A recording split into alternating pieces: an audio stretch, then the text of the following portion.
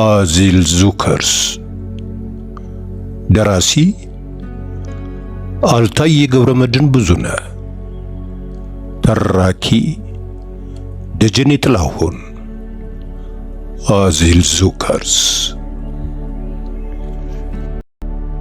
ምዕራፍ 26 ጳጉሜ 1 1989 ሰፕቴምበር 6 1997 ሆላንድ ቤርከም። ክብረ ወርቅ አልጓ ላይ ተኮራምታ ጋደም ብላለች። ሳትመለከተው ላመሉ የተከፈተው ቴሌቪዥን ኤስቢኤስ ጣቢያ ላይ እንደተወችው ነው።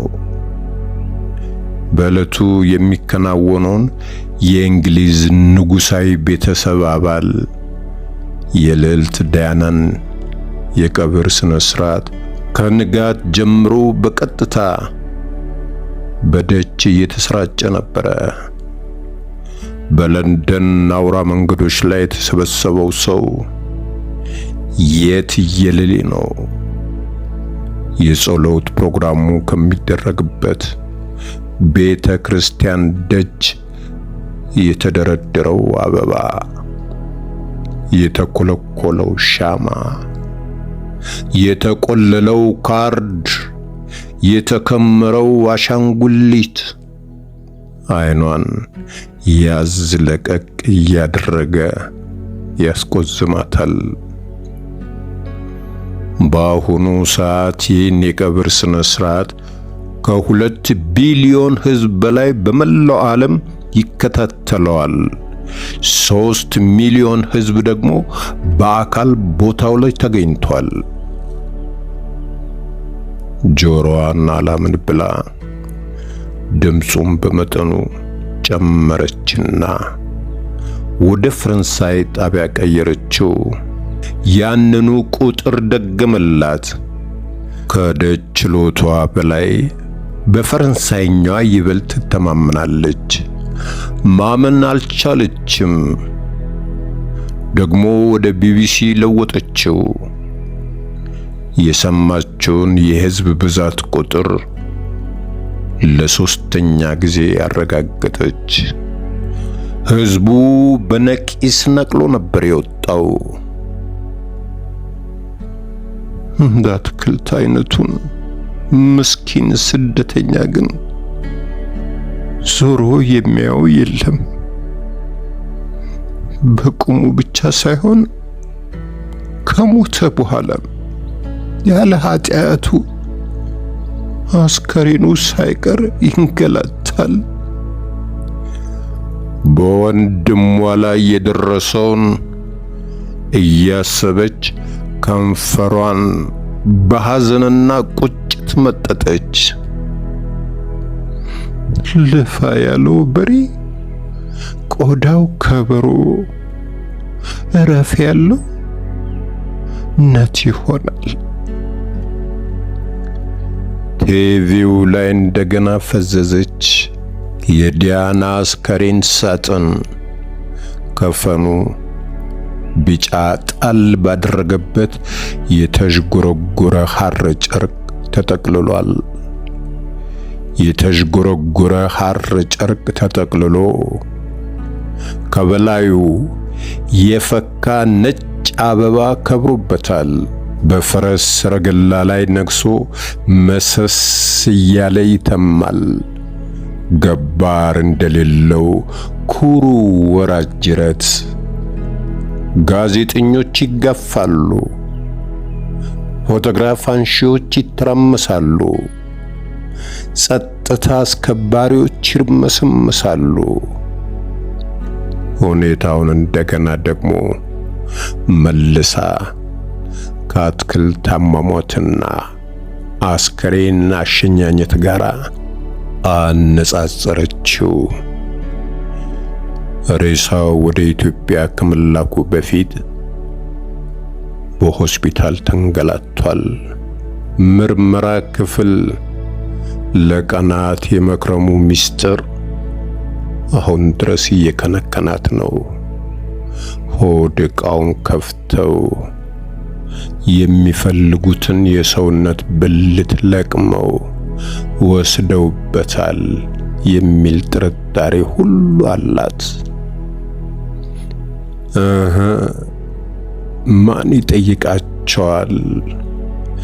የሷ የተለየ ጥረት ባይታከልበት ኖሮ የሳጥን ወግ ተነፍጎት ተቆራርጦ በካርቶን ታሽጎ ሊላክ እንደነበረ ስታስበው ዘገነናት። ወይ እንደዛማ ቢሆን ቆዳ መልስ እንደተሸጠ በግ ጥፍሩና ጸጉሩን ብቻ ነበር የሚሰጡን። ነፍስ ተዋቶ እስትንፋስን መመለስ የሚቻል ቢሆን ልዕልቷን ለመታደግ የሚሰለፈውና ለወንድሟ ጀርባውን የሚሰጠውን የሰውን ብዛት መዘነች። በልዩነቱ ውስጧ ተንጨረጨረ። ይህቺ ዓለም አድሏዊ ነች። የእንግሊዝ ጠቅላይ ሚኒስትር ቶኒ ብሌርና ሹሞቻቸው በጥቁር ሱፍና ከረባት በአንድ ረድፍ፣ ንጉሳውያን ቤተሰብ በሐዘን ልብስና ኮፍያ በሌላኛው፣ ሰማያዊ ልብሰ ተክህኖ በአንገታቸው የጣሉ የቤተ ክርስቲያን ካህናት ሰራዊተ መላእክት መስለው በማዶ ተገጥግጠዋል። የልዕልቷ አስከሬን ቀይ በለበሱ የቤተ መንግሥት ዘቦች ወታደራዊ ማርሽ ታጅቦ በጎዳናው ላይ መፍሰሱን እንደቀጠለ ነው። ሳጥኑ 700 ፓውንድ ይከብዳል። የተጠቀለለበት ባንዲራ ንጉሳውያን ቤተሰብን የሚወክል ነው። በእያንዳንዱ ረድፍ 3 ቢጫ የአንበሶች ምስል አሉበት። ቢቢሲ የሥርዓቱ ስክነትና እርጋታ ከአጀቡና ጌጣጌጡ ጋር ሲነጻጸር ፈተው ያገቡ ሙሽሮች ሰርግ እንጂ ቀብር አይመስልም። ቅጥ ያጣው የሐዘን መግለጫ ብዛትና አይነት የወንድሟን ተበዳይነትና የልቧን ሐዘን አጉልቶ አወጣው።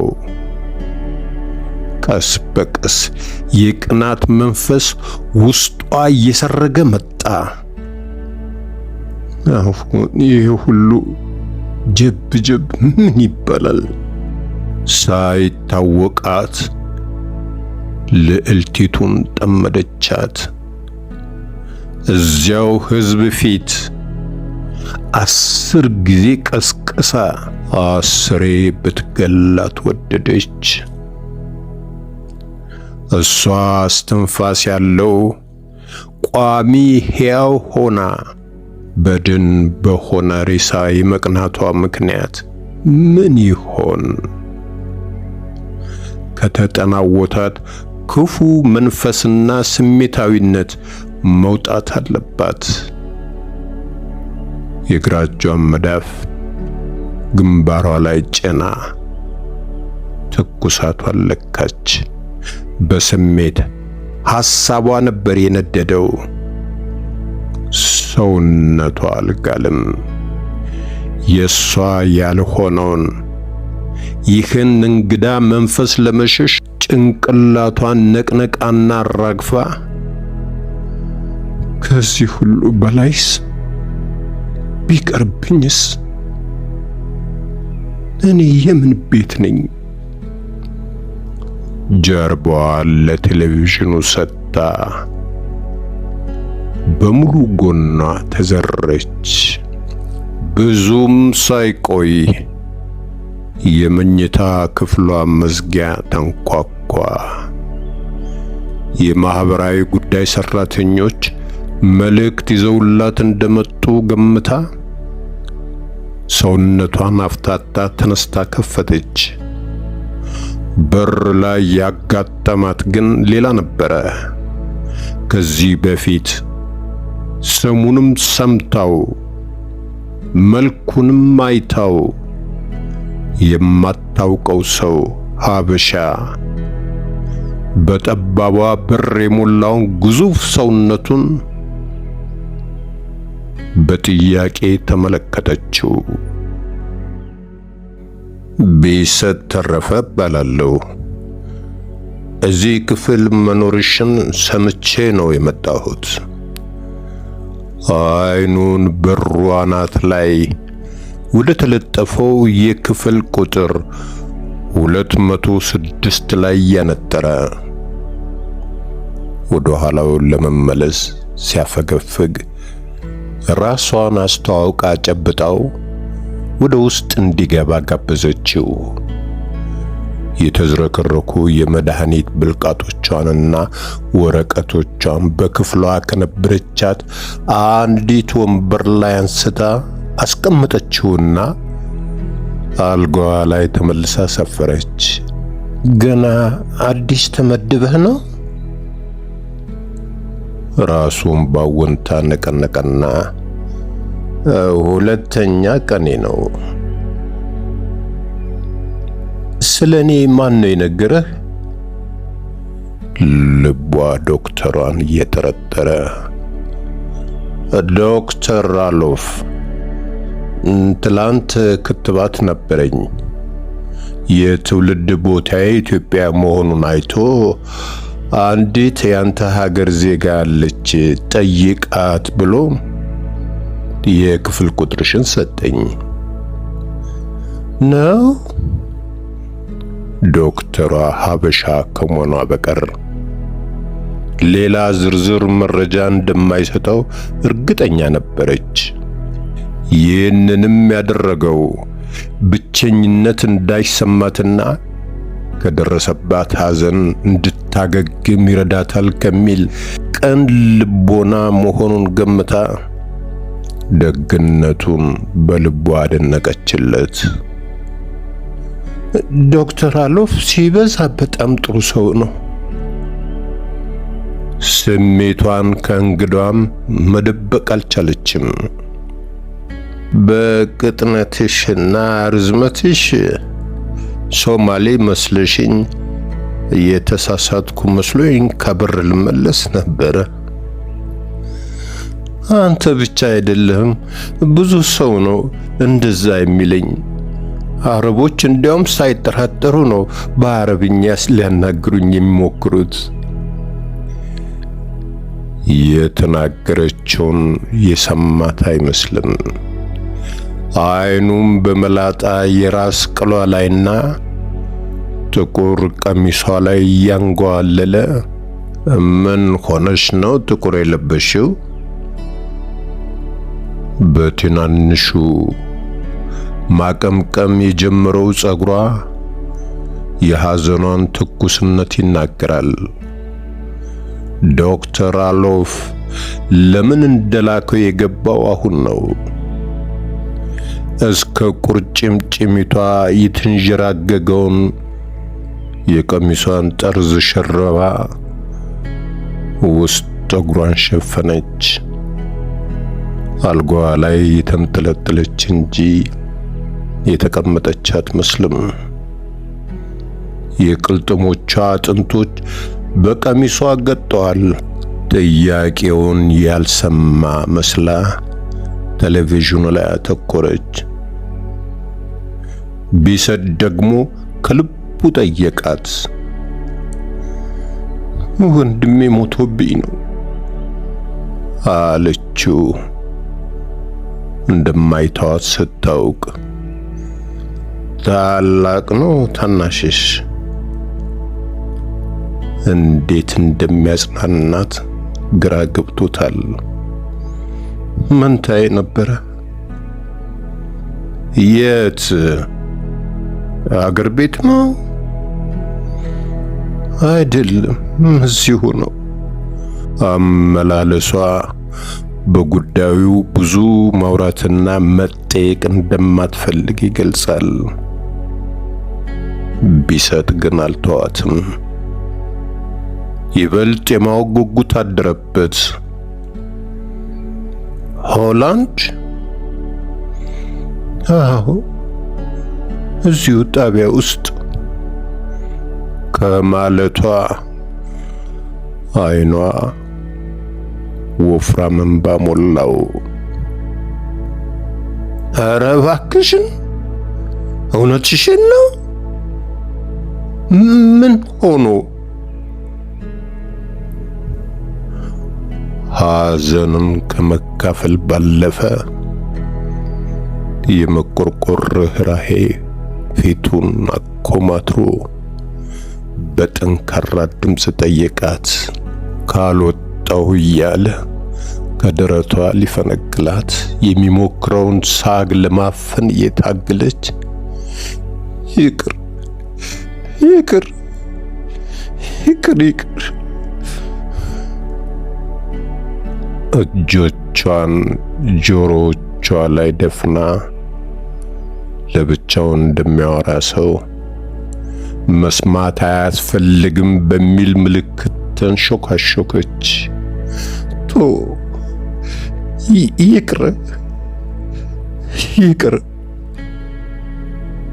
በደከመ ልሳን። አይዞሽ፣ አይቀርም፣ ንገሪኝ፣ ልስማው። ግድ የለሽም፣ ሐዘን ሲካፈሉት ይቀላል። አነጋገሯና ሁኔታዋ ሁሉ አንጀቱን በልቶታል። ከአትክልት ህልፈት በኋላ የሀገሯ ሰው ክፍሏ ድረስ ገብቶ በቋንቋ ብሎ ሐዘኗን ሲያዳምጣት ይህ የመጀመሪያ ጊዜ መሆኑ ቁስሏን እንደገና መርቅዞታል። አንገቷን ትራሷ ስር ቀብራ ስሜቷን ልትደብቀው ብትሞክርም መቆጣጠር አልቻለችም። ሲተናነቃት የነበረውን ሳግ ዘረገፈችው። ከተቀመጠበት ተነስቶ ትራሱን ከላይዋ ላይ እያሻሸ እባክሽን ተይ እህት ሊያስቆማት ሞከረ። እንደሱ አይሆንም። ስሜቷን እያስታመመ ገሰጻት። የሚላትም ባሰማም ማንባቷን ግን አላቆመችም። ባባበላት መጠን ሲብስባት አስተውሎ ይውጣላት ብሎ ለጥቂት ደቂቃ ተዋት። አምባዋን አንዠቅዥቃው ሲበቃት በራሷ በረደች። ይህንኑ ጠብቆ ደግሞ ያልመለሰችለትንና ሲከነክነው የቆየውን ነገር ጠየቃት። ምን ሆኖ ነው የሞተው? በአእምሯ የነበረውን የምታውቀውን ነገር አውጥቶ በቃላት መናገር ከበዳት። ምን ተብሎ እንዴት ተብሎ ለሰው ይነገራል? የአሟሟቱ አሰቃቂነት ለወሬ አይመችም። እንዳቀረቀረች በዝምታ ቆየች። ይህን ጊዜ እሱም ገባውና ለማደፋፈር የራሱ መላምት ሲደረድርላት ጀመረ። በድንገተኛ አደጋ ታሞ ወድቆ እንደ በሰበሰ ቲማቲም የነፈረቀ ፊቷን በግማሽ ከደረቷ ላይ ቀና አድርጋ አይደለም አቃጥሎት ነው። ራሱን አጠፋ።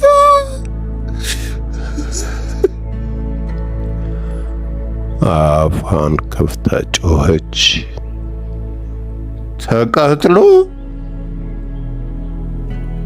እሱም ሳያስበው ድምፁን ጎላ አድርጎ አወጣው። የተዘበራረቀ ነገር ቢሰማም አሟሟቱ አሰቃቂ መሆኑን ተረድቶታል።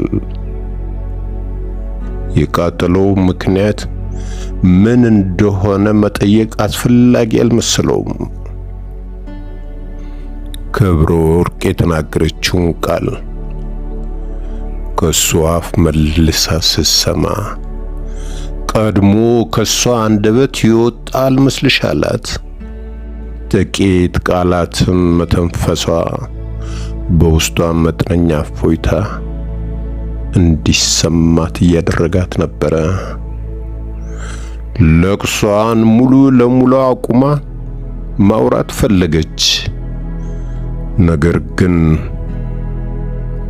ምኑንም ለማታውቀው ሰው በአንድ ጊዜ ሁሉንም ዘርግፎ መስጠት ራሷን የትም ይመጣል ያህል ከበዳት። ሌላ በኩል ቢሰጥ ማንም የሚባል አይነት ሰው አልሆነባትም። አቀራረብና ርህራሄው ማርኳታል። በጥቂት ቃላት ልውውጥ ተጽናንታበታለች። የይሉኝታ ሸማዋን ገፋ እንድትጥል አደረጋት። የልቡን ትርታና ስሜታዊ ምላሹን እየለካች የሆነውን ሁሉ ሳሸሽግ ዝርዝራ በእርጋታ ተረከችለት። ስጨርስ አይኗን ከድና ተጠቅጥቀው የገጠሙ ረጃጅም ሽፋሽፍቷን በትንሿ ጣቷ ቆፍራ ስታበጥራቸው ቆየች። አይኖቿ ማህደረ ጥልቀታቸው ውስጥ ተቀብረውም ውበታቸውን ይናገራሉ። ቢሰጥ በወንድነቱ ተሸንፎ ቁንጅናዋን ለማድነቅ ልቡን ፊት አልሰጠውም። በዙሪያዋ የተጠመዱት የመከራ ወስፌዎች ንጹሕ ወንድማዊን ፍቅር እንዲያስቀድምና ራሱን እንዲገዛ ስሜቱን ኮርኩመውታል። በሾህ የታጠረች ጽጌረዳ ሐዘኗን አጋብታበታለች። ሕመሟ ተሰምቶታል። እምባ በዓይኑ ዙሪያ ቀለበት መስራት ጀምሮ ነበረ። ምን ትለኛለች ብሎ የወንድነት ይሉኝታ ይዞት እንጂ እሱም እንደሷ እሪ ብሎ አፍ አውጥቶ ቢያለቅስ አይጠላም ነበረ። እምባና ቁጣውን ውጦ የለበሰውን ቡኒ ከፋ ሸሚዝ እጅጌ ሽቅብ ሰብስቦ በጫማው ወለሉን ደጋግሞ ጠበጠበ። የጠፋበትን ነገር ይፈልግ ይመስል ኮርኒስና ወለሉ ላይ በዓይኑ ሙሉ ዙሪያውን አማተረ። የሚያዝና የሚጨበጥ ነገር እንዳጣ ሁሉ ሽት በቀኝ እጁ ቡጢ የግራውን መዳፍ በቦክስ ነጠረቀው። ክብረ ወርቅ እንዲህ ከልብ የሚቆጭ አጋርና ወገን በማግኘቷ ውስጧ በመጠኑ ረካ። በአገር ልጅነቱ ኮራችበት። የረጠቡት አይኖቿ እንባን ወደ ውስጥ መምጠጥ ጀምረዋል። ልቧም አሁን የልብ ልብ እየተሰማው መጣ። ይህንን ስሜቷን ፊቷ ላይ ሲያነበው አሳዛኙ ክስተት ካለፈ በኋላ በጥቂት ቀናት ልዩነት በመመደቡ መቆጨቱን ገለጸላትና ታዲያ ሬሳውስ አገር ቤት ሄደ? ከአፍንጫው የወጣ በሚመስል የሻከረ ልል ሰባራ ድምፅ በእልህ እየተወራጨ ጠየቃት። ይገርምሃል አለችው ሰውነቷን አዝናንታ በረጅሙ ከተነፈሰች በኋላ። ከየት እንደመጣ ለራሷም በማይታወቀው በራስ የመተማመን ስሜት ተጠግና ሬሳ በአውሮፕላን መላክ በጣም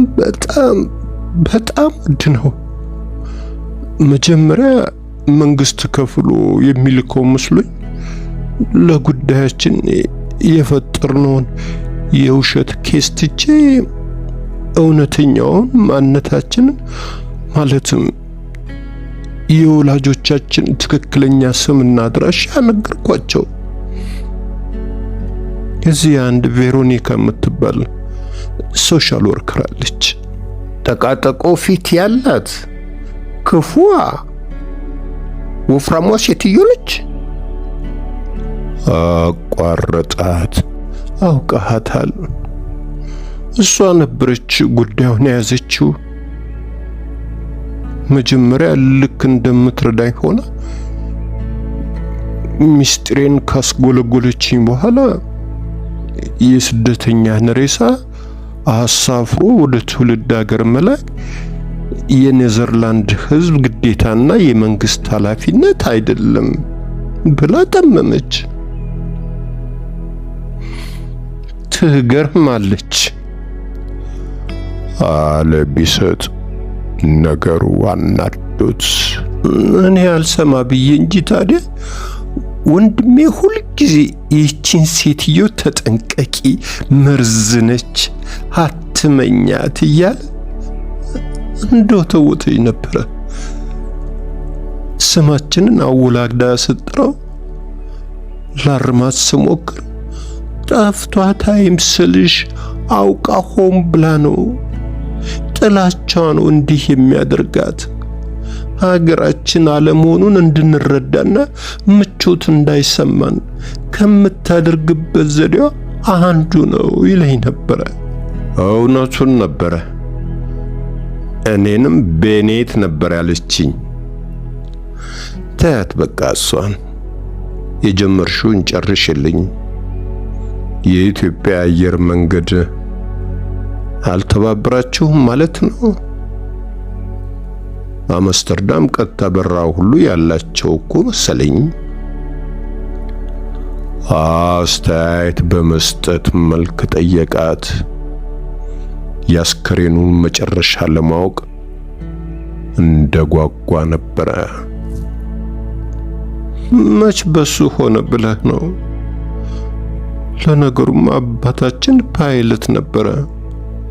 በሙያው ጥርሱን የነቀለው እዚያው ነበረ። እንደሰማ ካለበት ሀገር በሮ መጣ። እኔንም ጨምሮ ይዞ ለመመለስ ፈልጎ አይሆንም ብለው ከለከሉት። ለምን? መጀመሪያ የሞት ሰርተፍኬት መውጣት አለበት በማለት አጉላሉት። ያንን ሲጨርስ ደግሞ አንተ ወላጅ አይደለህም፣ ያሳደጉት አጎቱ ናቸው፣ ከጎንደር መምጣት ያለባቸው ወይም የተወከልክበትን አሳየን አሉት።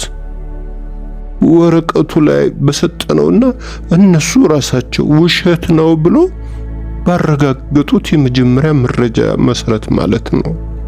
እኔንም ውጪልን፣ ዓይንሽን ላፈር እንዳላሉኝ ከአባቴ ጋር ለመመለስ መፍቀዴን ሲያውቁ ፍርድ ቤት ቀርበሽ ፍርድ ቤቱ ከወሰነልሽ በኋላ ነው ከሀገር መውጣት የምትችይው። ስቲል ፕሮሲጀር ላይ ነሽ። በቅድሚያ የኬዝሽ ፋይል መዘጋት አለበት ብለው ነገሩን አወሳሰቡት። በዚህ ብስጭት አባታችን አዝኖና ተበሳጭቶ ባዶ እጁን ተመለሰ። በማግስቱ ደቡብ አሜሪካ ውስጥ በስራ ላይ ያለ ስትሮክ መጥቶ ላይሞት ተረፈ። ከድሮም ትንሽ ደም ብዛት ነበረበት። የሚያሳዝን ነገር ነው የምትነግረኝ። መትረፋቸው እድለኛ ናቸው። የወንድምሽስ መጨረሻ እንዴት ሆነ? እና እዚሁ ተቀበረ? አይደለም። አባታችን በተመለሰ ማግስት ቬሮኒካ መታ መፈቀዱን ነገረችኝ። እሷ ወረቀቱን ይዛው ነው እንጂ አባቴ ከመሄዱ ከአንድ ቀን በፊት ነበር የተፈቀደለት። የአባቴን መታመም ሳልነግራት በራሴ ለመጨረስ አየር መንገድ ደውዬ አነጋገርኳቸው። የጠየቁትን ገንዘብ ብዛት አታንሳው። ራሱ አውሮፕላኑ ከነ ፓይለቱ ቢሸጥ ያንን ያህል ዋጋ አያወጣም። አጋና የንዴቷንም ጭምር ነበር የተናገረችው። ሲሆን አባታችን ስላደረገው ውለታ ሲሉ 5 ሳንቲም ማስከፈልም አልነበረባቸውም ነበረ። ይህን ስትናገር የተጠየቀችውን የትኬት ዋጋ ለመሸፈን ስትል የሰራችውን ስህተት አስታውሳ ዓይኗ እንደገና በእንባ ተሞላ። ሌላ ያልደረቀ እውነተኛ የሆድ ቁስልና የልብ ጠባሳ ገረሸባት። ለሬሳው መላኪያ ገንዘብ ለማግኘት ማንኛውንም አይነት መስዋዕትነት ለመክፈል ዝግጁ መሆኗን የነገረቻቸው የካምፑ ደላሎች በማይሆን ነገር ደልለዋት ነበረ። አንድ ኩላሊቷን እንድትሸጥ ራቅ ካለ ስደተኛ ካምፕ ከመጡ የራሻ ስደተኛ ዶክተሮች ጋር ያዋውሏታል። ገንዘቡን በጥሬው ቢሰጧት ወይም በባንክ ሂሳብ ቢያስገቡላት መንግስት ሳትሰሪ ከየት አመጣሽ ብሎ ይወስድብሻል ይሉና ራሳቸው በቀጥታ አምስተርዳም ለሚገኘው የአየር መንገዱ ቢሮ እንደሚከፍሉላት ቃል ይገቡላታል። ከክሮንጊን ከተማ ወጣ ብሎ በሚገኝ ሃውታውዘም በሚባል የመንደር ሆቴል ውስጥ ነቀላውን ለማድረግ ተስማማለች። ስራውን ለማከናወን ከ3 ሰዓት በላይ እንደማይፈጅባቸውና ከአንድ ቀን የማገገሚያ ጊዜ ቆይታ በኋላ በራሳቸው መኪና ወደ መጠለያዋ ማንም ሳይሰማና ሳያይ እንደሚመልሷትም በሚስጥር ተነጋግራለች። የሆነው ግን ሌላ ነበረ። ከቆዳ ጥገናው በኋላ ራሷን ያገኘችው በበረዶ በተሞላ የሆቴል መታጠቢያ ቤት ገንዳ ውስጥ ተዘራ ነበረ። ጎኗ ላይ የተጋደመው ስንዝር የሚያክል ስፌት ሲጠዘጥዛት ነበር የነቃችው። ልክ በአንበሳ አውቶቡስ ተሳፍሮ የእጅ ሰዓቱን በሌባ እንደተወሰደበት ተሳፋሪ ኩላሊቷን መሰረቋን ካለፈ በኋላ አወቀች። አምቡላንስ ተጠርቶ ሆስፒታል ይዘዋት ሄደው 2 ቀን ካደረች በኋላ ነበረ ከማስታገሻ መድኃኒት ጋር ወደ ቤርከም የመለሷት። ይህ ከሆነ ገና ሳምንት አላለፈውም። የደረሰባትን ይህንን ግፍ ለቢሰጥ መንገር አልፈለገችም። ምናልባት ከዶክተር አሎፍ ሰምቶት ይሆን? ጥርጣሬ በልቧ አድሮባት ለማንሳት አመንትታቶቹ ቢሰጥ ዝምቷና የስሜቷን መለዋወጥ አስተውሎ ወደ ነበረችበት ትካዜና ሐዘን የምትመለስበት መስሎት፣ እሺ ያ ሲሆን የተጠየቀውን ገንዘብ ግን ማውጣት አልተቻለም ነበር አላት። መፍትሄ ሊሆን ይችል ነበር ብሎ ባሰበው መንገድ ምን አለው ብለህ ነው?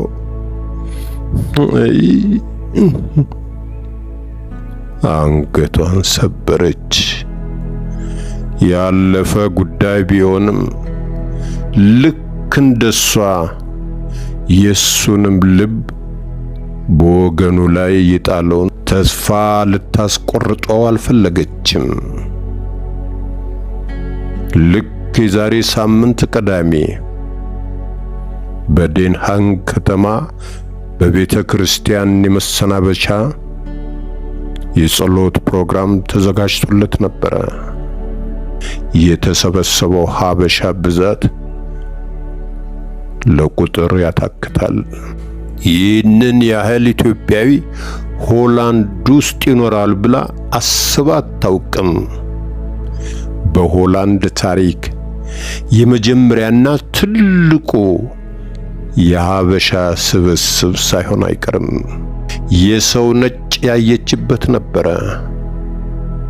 ከጸሎቱም በላይ ብዙ ሰው የታደመው በስተመጨረሻ የነፍስ ይማር ጸበል ጸድቁን ነበረ። ማዕድ መባረኩንና መብል መጀመሩን በእጅ ስልክ ተደዋውሎ እየተጠራራ ቀስ ብሎ አንዳንድ እያለ የተጠራቀመውን የሰው ብዛት አልወደደችውም። አለባበሳቸውም ሆነ አመጋገባቸው እሷ የምታውቀውን የሐዘን ቤት ሥርዓት የተከተለ አልነበረም። ከጭፈራ ቤት ነግቶባቸው ከነስካራቸው የተቀላቀሉ ዜጎችን አይታበታለች። ተኳኩለው አጫጭር ቀሚስ ለብሰው ማስቲካቸውን እያስጮሁ ሲያስካኩ የነበሩ ልጃገረዶችንም ታዘባለች። የወገናቸውን አስከሬን ለመሸኘትና ቤተሰብ ለማጽናናት ሳይሆን ባደን የተገኘን ግዳይ ለመቀራመት የተሰበሰቡ የአውሬ መንጋ መስለው ነበር የታዩት። የኛ ሰው እኮ እንዲህ ባለው ቁርጥ ቀን አይጨካከንም። ቢሰጥ የራሱን ሐሳብ አጠንክሮ ቀጠለ። የልቧን በልቧ ይዛ ልክ ነህ፣ እውነትህን ነው እያለችው በሐሳቡ የምትስማማ መስላ አሳለፈችው። የልብ ንጽሕናው አስቀናት። እሷ ግን ከአጭሯ የስደት ሕይወቷ ስለ ወገኗ የታዘበችውና የወሰደችው ግንዛቤ ከዚህ በተቃራኒው ነበረ። ሀበሻና ቁራ አንድ ላይ የሚሰበሰበው ሬሳ ሲያይ ነው የሚል እምነት አላት። ይህንን በወንድሟ መሸኛ ጸሎት ላይ በነበረው የሰው ብዛት አረጋግጣለች። ጥያቄዋ ስብስቡ ምን ለመሆን ወይም ምን ለማድረግ ነው ከሚለው ላይ ነው። ቁራዎቹ ሳይነካከሱ የዕለት ምግባቸውን በጋራ ተካፍለው ይመገባሉ። የኛ ከነሱ ይለያል። የምንሰበሰበው ለወሬ ነው። ያገኘነውም ወይም ያገኘንን ለማካፈል አይደለም። አብዛኛው ከጎኑ ያለው የወንድሙ መከራ የሚያጽናናው ነው። የደከመ ወገኑን የላሸቀ ሞራል እንደ ከዘራ በመመርኮዝ ለመጠቀም ሲፈልግ ነው እጁንም የሚዘረጋው። አይጨካከንም። ያላት የሀበሻ አንጀት የማይታጠፈው ስለዚህ ይመስላታል። መረዳዳቱ ከልብ የእውነት ቢሆን ኖሮ ችግሩ ሳይደርስ መከላከል ይቻል ነበረ የሚል እምነት ነው ያላት። ቢሆንም እሱ ስለደረሰባት ሁሉ ተቆርቋሪነቱን አሳይቷታል። ሐዘኑ ከንፈር ከመምጠጥ ያለፈ እውነተኛ ሆኖባታል። ለእንዲህ አይነት ቅዱስ ሰው ይህን እምነቷን አውጥታ መናገር ንጹሕ ልቡን ማድማት ነው። እሱንም አብሮ መጨፍለቅ ይሆንባታል። ካልተናገረች ካልነገረችው ሊያይባት አይችልም። በመሆኑም በመደበቋና እንደሱ የሆዷን ዘርግፋ ባለመስጠቷ ጸጽቷት ከመሬት ተነስታ ይቅርታ ጠየቀችው። ምንም ይቅርታ የሚያስጠይቅሽ ነገር አላየሁብሽም ክብረ ወርቅ አላት። ነገሯ ሳይገባው የልዕልቷ የቀብር ሂደት እንደቀጠለ ነበረ። ለንጉሳውያን ቤተሰብ ቅርብ እንደሆነ የሚነገርለት እውቁ አቀንቃኝ ኤልተን ጆን የፒያኖን ቁልፎች እየመታ ካንድል ኢን ዘ ዊንድ የተሰኘውን ዜማ ለሐዘንተኛው ያንቆረቆረ ነበረ። ይህ ዜማ ከበርኒ ታፒንግ ጋር በጋራ ደርሰውት እንደ አውሮፓውያን አቆጣጠር በ1972 ዓመተ ምህረት ገደማ የፊልም ተዋናይ ለነበረችው ለመርሌይን መንሮ በመታሰቢያነት የተሰጠ ነበረ።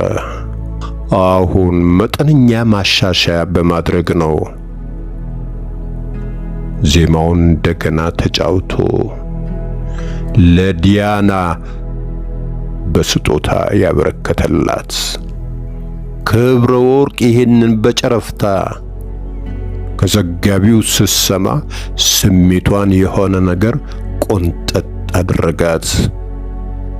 ለመንሮ አንዴ ያበረከተውን የክብር ዜማ ነጥቆ ለዚች መስጠት ምን ይባላል?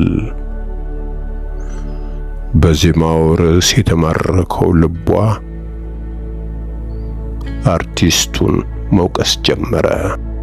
በነፋስ ውስጥ የምትነድ ሻማ እንዴት እያነባች እንደምትንገላታ ታየቻት። እድሜዋን ለማራዘም የምታደርገው መፍጨርጨር ታሰባት። ያ ሁሉ ጉንበስ ቀና እልም ስልም ቅልስ ምልስ ከንቱ ሆኖ የእድሜዋ ማጠር አሳዘናት።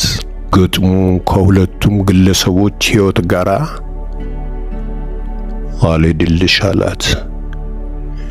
ያቺ ቀበጥ የወሲብ አርማ ነበረች። የሞተችውም ከመጠን ያለፈ አደንዛዥ እጽ ወስዳ ነው። ይቺ ልዕልት ተብዬዋም ያለፈችው ስትቀብጥ በደረሰባት የመኪና አደጋ ነው። የቱ ነው ፈተናቸው? ምኑ ላይ ነው ጉስቁልናቸው? እንዴት ነው የሻማው ተምሳሌት የሚሆኑት? ሊታያት አልቻለም። ሽልማቱ አይገባቸውም። ይልቅስ ማቆ ተሰቃይቶ ተጠብሶ እንደ ሻማዋ በእውነተኛ እሳት ተቃጥሎ የሱ ባልሆነ ጥፋት ያለ ጊዜው ሕይወቱ የተቀጠፈው አትክልት ነው።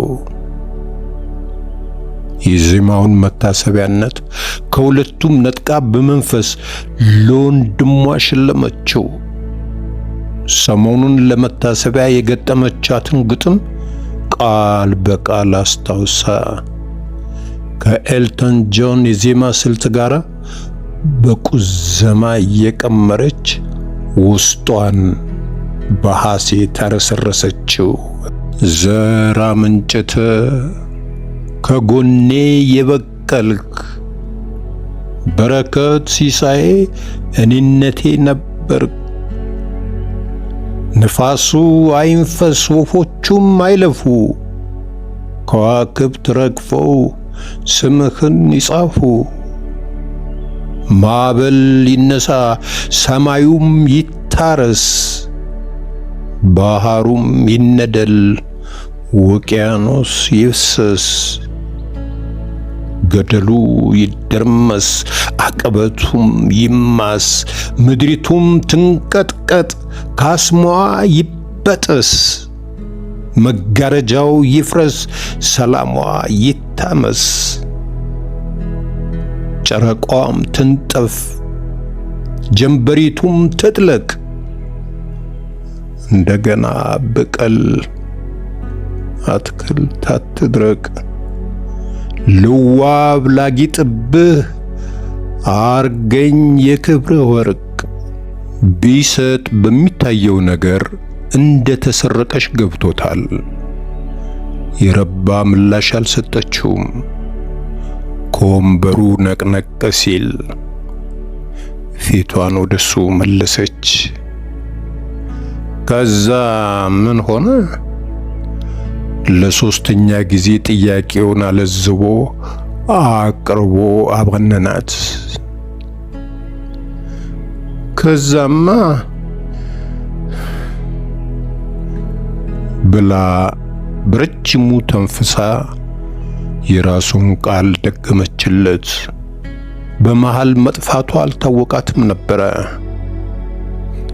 እነ ቬሮኒካ መንግስታቸው ያንን ያህል ገንዘብ እንዲያወጣ ስላልፈለጉ ጥያቄውን ድጋሚ ሳነሱት ቀረና እዚህ መቀበር አለበት የሚል ነገር አመጡ።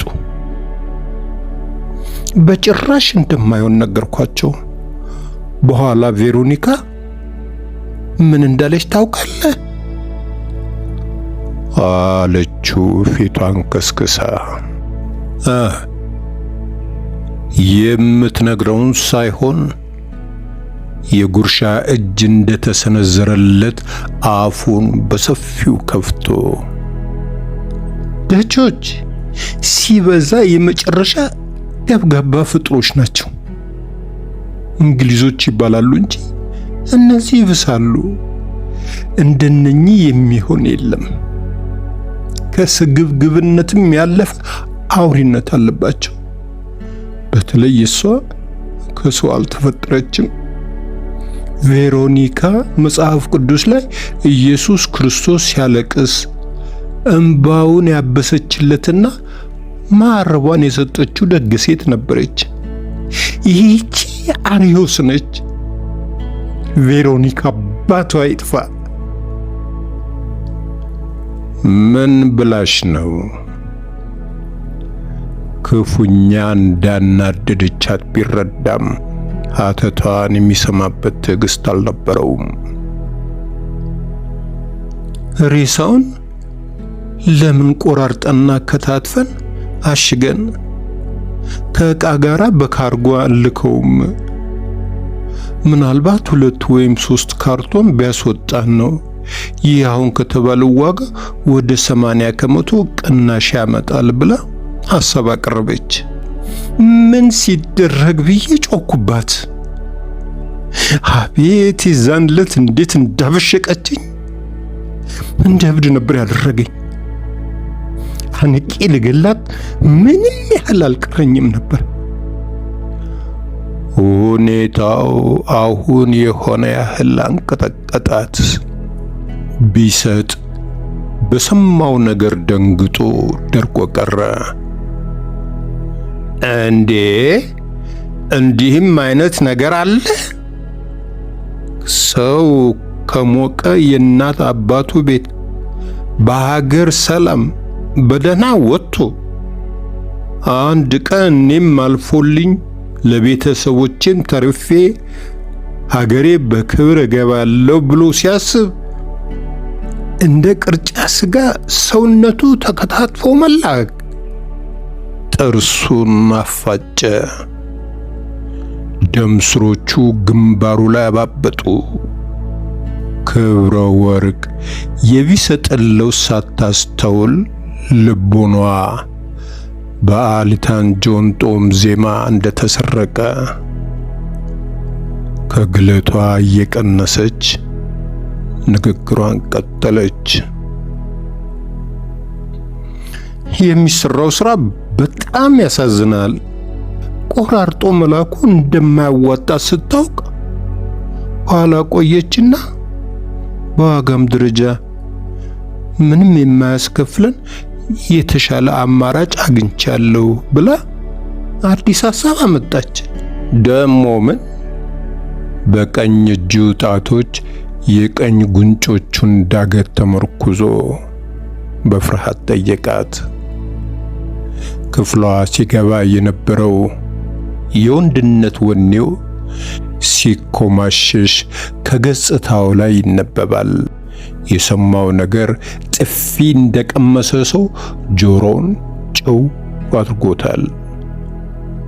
መቼስ ከቅድሙ የከፋ ምንም አያመጡም በሚል ተጠራጣሪ የጥያቄ አስተያየትና ስጋት ተሸማቆ ነበር ከአፏ የሚወጣውን የሚጠብቀው።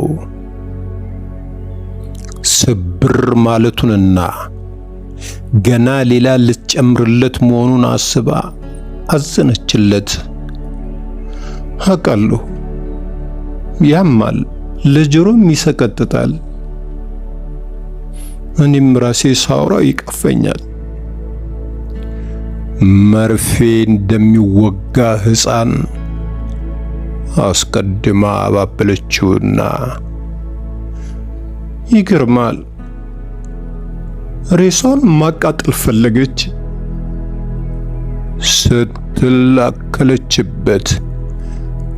ምን? ቆዳውን አጨማዶ ጮኸ። የሚገርሙ ናቸው ባክሽ።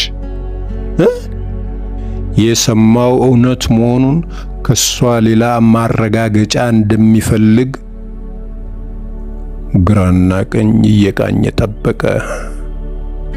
አዎ ማቃጠል ፈለጉ አለችው ድምጿን ጎላ አድርጋ እንዲሰማ ሳይሆን እንዲቀበል በሚያዝ ኃይል። እንደ በፊቱ ቡራ ክረዩ ማለት ትቶ ምሳው እንደተነጠቀ ሕፃን ለምቦጩን ጥሎ አኩርፏል። ሰዎች አይደሉም፣ ደቾች፣ ቆዳቸው ወፍራምና ከባድ ህዝቦች ናቸው። ለሀገራቸው ይህን ያህል ያስባሉ። እያንዳንዱ ሰው ለሀገሩ ወታደር ነው። አንተ ተደርጎ ያለፈውን ነገር ነው እየሰማ ያለው። እኔ በውስጡ የኖርኩበትንና ያለፍኩበትን ነው የምነግርህ። በእነሱም መፍረድ አይቻልም። ስራቸውን ነው የሚሰሩት። ስደተኛውም ይሉኝታ የለውም። ትናንትና ነው ዜና ስመለከት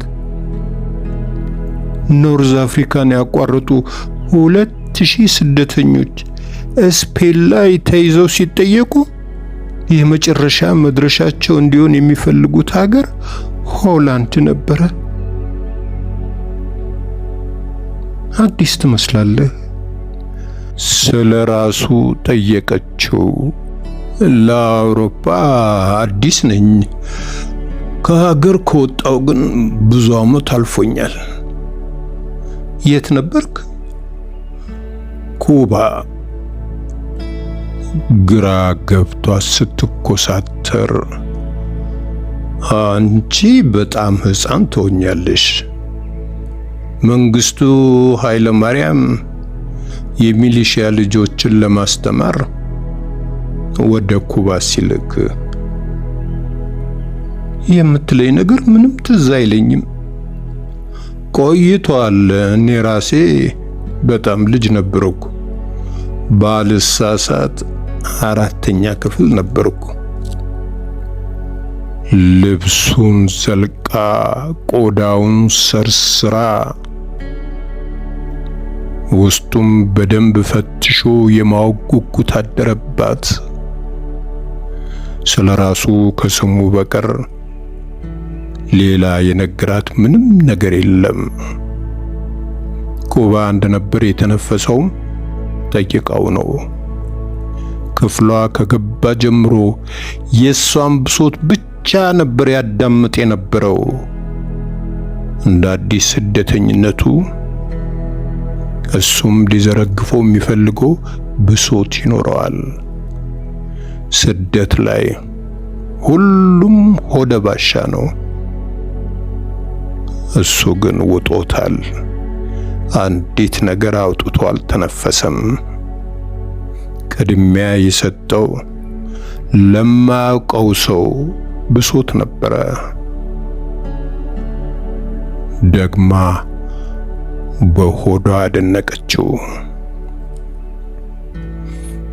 እንደ ሀበሻ አይደለህም አለችው። ሀበሻም መውቀሷ በመጠኑ እያሳፈራት።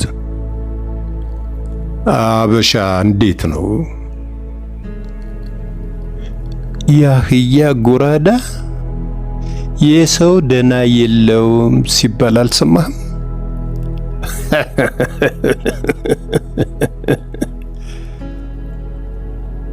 ሳቀባት። ለምን ትስቃለህ? ከምሬ ነው። ሀበሻው ምን እንዲደረግልህ ትፈልጋለህ? ላንተ የሚደረገው ለጓደኛም በጥፍ ይደረግለታል ተብሎ ሲጠየቅ ሰጠ የተባለው መልስ በተረት መልክ ሲነገር አልሰማም? ገንዘብ፣ ትምህርት ካለ ጓደኛው በጥፍ ሊበልጠው ሆነበት። አስቦ አቋርጧት አንድ አይኔን አጥፋልኝ ያለው ነው። ተረቱን ከዚህ በፊት እንደሰማው አስቀድሞ መልሱን በመስጠት አረጋገጠላት። ተመልከት፣ እሱ አሁን ምን ያሳይሃል? ያን ብቻ አይደለም፣ ሀበሻ የሚለው ቃል በራሱ በበጎነት ሲነሳ ሰምቼው አላውቅም። ከኢትዮጵያዊነት መገለጫነቱ ይልቅ ቀንድና ጥርስ ያለው አውሬ እየተደረገ ነው የሚወራው። እውነቴን ነው የምልህ። ስደት ላይ ይበልጡኑ ወላጆች ለልጆቻቸው ትተውላቸው የሚያልፉት ይህ ማንነት መለያ ቅርስ ጥላቻ መሆኑን ሳስበው አዝናለሁ። በእርግጥ አመለካከታችን እንዳካበትነው ልማዳችንና አካባቢያችን ይለያያል። ብዙዎቻችን ጥሩዎች አለመሆናችንን እኔ እስማማበታለሁ። የምትዩን ስሜት አውሮፓ ከገባ በኋላ ነው ያየሁት። ኪዩባ አልነበረም። እኛ ተላልሰን በፍቅር እንደ አንድ ቤተሰብ ነው ያደግነው። ግን ቆይ ሀበሻ ማን ነው? አንቺ፣ እሷ፣ አንቺ፣ እሱ፣ እሷ፣ እኛን አውጣው። ሳይታወቃት እንደ መቆጣት አድርጓት። እኛን አውጣው። ሳይታወቃት እንደ መቆጣት አድርጓት። ለምን? በሱ ወይም በሷ ሀበሻው ሀበሻ እያልና ጣት የምንጠቋቆመው። ከራሴ ጀምሮ እኛ ሀበሾች አንልም። ሀበሻ ሲባል የሀበሻ ነገር ደግሞ ለሀበሻ ድሮስ ከሀበሻ ጋር ነው የምንለው። ራሳችንን ከውስጥ አድርገን ማየትና ማነጽ ይኖርብናል። እኛ ብለን ማሰብ ከጀመርን ስለ ራሳችን መልካም ስሜት መፍጠር የምንችል ይመስለኛል። በጥሩ ማንነት የተገነባ ሰብዕና ደግሞ ጠንካራ ሰንሰለት ያለው ማህበረሰብን ይፈጥርልናል። ዜጋ ቢያጠፋ መውቀስ ያለብን ድርጊቱን የፈጸመው ግለሰብ ነው። ሀበሻ መሆን የለበትም። አንዱ በሰራው ስህተት ሀበሻን የምንወቅስ ከሆነ እኛም የስህተቱ ተሳታፊዎች ነን ማለት ነው። በሐሳቧ መስማማቱን ገልጾላት እኔ በግሌ ለኢትዮጵያና ኢትዮጵያውያን በቃላት እንዲህ ነው ተብሎ ሊገለጽ የሚችል እንደ ንጋት ጤዛ የጠራ ንጹህ ፍቅርና አክብሮት ነው ያለኝ። እምነቱን ዘርግፎ እየነገራት ራሱን ወደ ውስጥ ተመለከተ። ቢሰጥ ከሀገሩ የወጣው የ11 ዓመት ብላቴና ሳለ ነበረ። መንግስቱ ወደ ኩባ ልኮ ካስተማራቸው የሚሊሺያ ልጆች አንዱ ነው። በአሰብ ወደብ በኩል በአንድ ትልቅ ሰማያዊ የመንገደኞች መርከብ እሱም መሰል ከሆኑ ሕፃናት ጋር አባባ መንግስቱን ከተሰናበቱ በኋላ ሲጭኗቸው ትዝ ይለዋል። ከዚያም በደቡብ ምዕራብ ጥግ ላይ ወደምትገኝ አይስላ ደላ ጁቨንቱድ ወደምትባል የኩባ ደሴት መጓዛቸውን አይረሳም። የሰው ልጅ እውነተኛ ለቅሶ ገና ሲወለድ ከእናቱ ማፀን ሲወጣ የሚያለቅሰው ነው ቢባልም ለሱ ግን በሕይወቱ መራሩን የደም እንባ ያነባው ያን ዕለት ከእናት ሀገሩ ከርሰ ምድር በመርከብ ተጭኖ ሲወጣ መሆኑን ሆዱን ባርባር እያለው ያስታውሳል። የኩባ መንግስትና ሕዝብ ያደረገላቸውን ውለታ ምን ጊዜም ባይዘነጋም ባስተዳደጉ ግን የጎደለበትና የቀረበት ትልቅ ነገር እንዳለ ይሰማዋል። ለሱ አካለ ጎደሎነት ከሰውነት ክፍል አንዱን ማጣት አይደለም። አካል እርስ በርሱ ይካካሳል። ዓይን የሌለው ጆሮን እንደ ዓይን ይጠቀምበትና ጉድለቱን ይሸፍንበታል። ለሱ ትልቁ ስንኩልነት ማጣጫ የማያገኝለት የማንነት ጥያቄው ነው። የማይፈወስ ሽባነት፣ የማይሽር ጠባሳ፣ ታላቅ መንፈሳዊ ድህነት ነው ይለዋል። የማነኝ የሚለውን ጥያቄ ሲያነሳ መልስ ያጣል። ስነ ልቡና ያለመረጋጋት ይፈጠርበታል። ሁል ጊዜ ሰብዕናውን የሚፈትሽበት ራስ ምታቱ ነው። ከአማርኛው በላይ ስፓኒሽ ይቀለዋል። ትውልዱ፣ ቆዳው፣ ዘሩ፣ ደሙ ኢትዮጵያዊ ቢሆንም አለባበሱ፣ አነጋገሩ፣ አመጋገቡ፣ ባህሉ ኩባዊ ነው። ኢትዮጵያን ለመናፈቅ እንጂ ለማወቅና ለመኖር አልተፈጠርኩም። ትውውቃችን ስሟን በትውልድ ስፍራነት ከማስመዝገብ ያለፈ አይደለም ይላል በቅሬታ። በኔዘርላንድ ራሱ ስደት የጠየቀው በኩባዊ ዜግነቱ ነው። የአበሻ ጠረን ይናፍቀዋል። መንገድ ላይ ካየ አያልፍም። ሆም ብለው ዘግተውት እንኳን እንዳለፉት እያወቀ በግድ ገፍቶ ሰላምታ ተለዋውጦና አውግቶ ካልተለያየ ቅር ይለዋል። አየሽ አላት ክብረ ወርቅም በጨዋታቸው ጣልቃ፣ የኢትዮጵያን አፈር እያሸተተ ወገን መሃል ያደገ እንዳንቺ አይነት አበሻ ያስቀናኛል።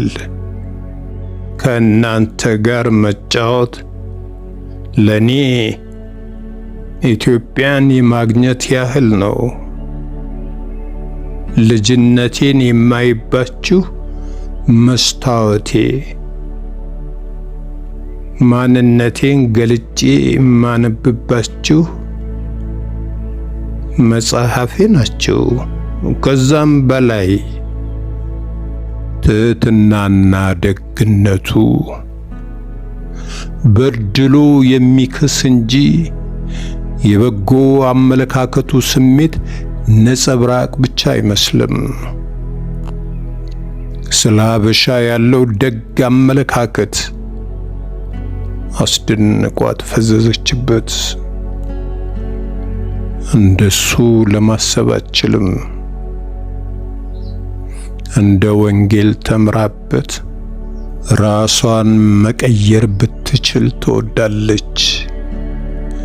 ነገር ግን አንዴ የቆሸሸው ልቡናዋን ለማጽዳት ጊዜ የሚፈጅ መስሎ ተሰማት። ራሷን ክፉ ከምትላቸው ሀበሾች ረድፍ ነው የመደበችው። በዚህ ጉዳይ ላይ በአትክልት መሸኛ ዕለት የሰማችው የቄሱ የጸሎት ማሳረጊያ ስብከት ከሷ አስተሳሰብ ብዙ ይራቅ አልነበረም። ወደ ኋላ ተመልሳ ተጽናናችበት። አሁን አጠገቧ ሆነው የተናገሩት ያህል ቃላቸው በጆሮዋ አስተጋባ። የመጽሐፍ ቅዱስ ጥቅስ እያጣቀሱ ፍቅራችሁ እንደ ግብዞች አጠገብህ ያለውን ወንድምህን እያሉ ሲያስተምሩ ቆዩና ኋላም ዓለማዊውን ሕይወት እየነካኩ ምዕመኑ በሚገባው በራሱ ቋንቋና ምሳሌ ደች እየቀላቀሉ ገቡበት። እዚህ ሀገር ለመረዳዳት ያላቋቋምነው እድር ያልመሰረትነው የማህበር አይነት አልነበረም። በቅን ልቦናችን ስላልጀመርነው የእምቧይ ካብ የሆነ ተቸገርን። ዲያብሎስ እኛን በእድሜ እንጂ በተንኮል አይበልጠንም። አበሻና ጥላ አብሮ ወደ ጨለማ አይገባም። ወገናችን ተቸግሮ ስናይ እንዳላየን ሆነን አላየንም። ዓይኔን ግንባሬ አድርገው ብለን አይደለም እንዴ የምናልፈው? እዚህ ሀገር ደቾቹ መንገድ ላይ ትንሽ ግር ሲለን እንዴት ነው ለመርዳት የሚንሰፈሰፉት?